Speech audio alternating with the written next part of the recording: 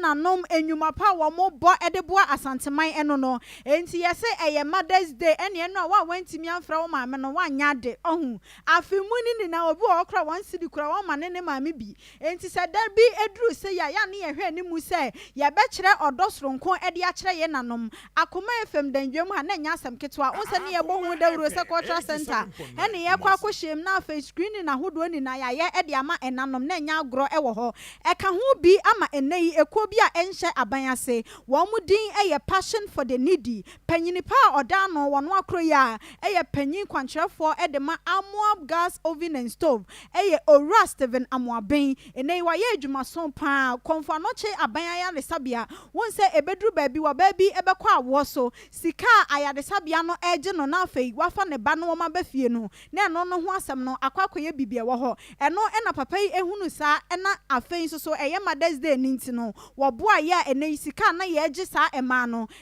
twamu beye se enum wotimi wo sika kakra ano edema wo mo yeyi wo mo edi free ayaresabia ho Ora Steven Amoabeng edi atodwa enisoade huna na eda na ni so wabra wo tu sa ejina yeyi ene kwan a wo fa so a wo ye nina no odi ato ensemtwofo enima yenkotie bi if you be last year na ya prepare sa say afidie ya na e children's home ni na afidie e baba gi aba beyi sebi omo awo omo ni ayifu oni no manoma na e baba yi wo enti no Nyankopon so adom odi nkwana mai ama na betue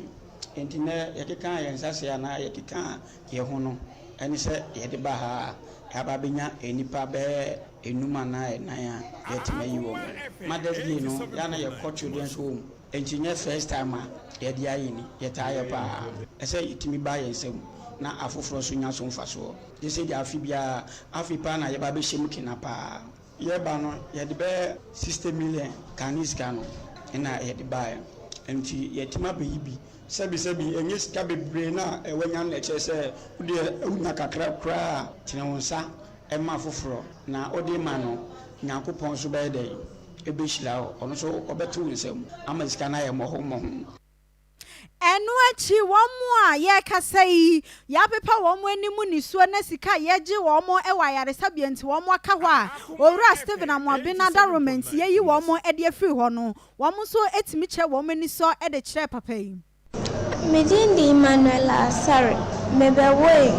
menyeska enjameka medawmas se doches kanoma dana sepa sa waboame bebe oyis kanifin Radish enshana nemu Rade dosh bianin elman sanka Medidi salamatu yakubu ifruman kranso muna chimle woye na minya boafo man dem moame tinam de ka 6.8 Aho cheba na minya boafo amane mboame na me ba pam be boame ntimi damase de maya mame enhwe amanam akupo nchira mu tebea de mu hwehwe bia no nsabe de ebeka nyame enhira wo mu ama wo mu kwatenten ba bi omu yiska ne firi nyame enhye wo manamu me da wo mu so ase da wo mu nyina ase papa ya wo mu de ayeme me da wo mu nyina ase o Yesu dim amen Amen. Asida piesie na adihye binum eneyi Ora Steven Amoabeng aye wo mo adom a wo mo nkonu deda wo mo kon so wayi ede ama wo mo no Steven Amoabeng eye panyin pa wada Amoab gas oven and stove ano wono sa adwuma koyi enhye abanase nenso so eneyi adwuma wo mo bɔ no wo man Ghana mu no enya asem ketewa director nyame shira pa Nyame shira ne bio maxima hwa we heavy so hu na